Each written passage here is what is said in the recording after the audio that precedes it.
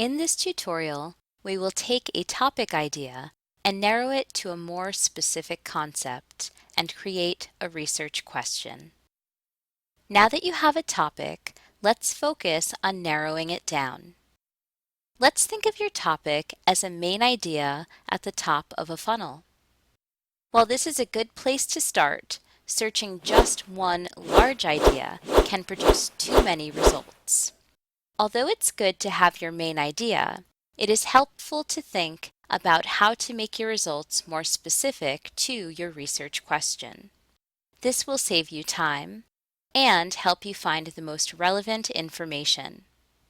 If your topic is diabetes, what do you already know or want to learn about this topic? Symptoms, treatment, nutrition, prevention. From this more narrowed list, you can create a research question.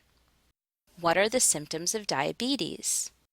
By creating a research question, you are able to take your large idea and have a more specific approach, helping you manage results.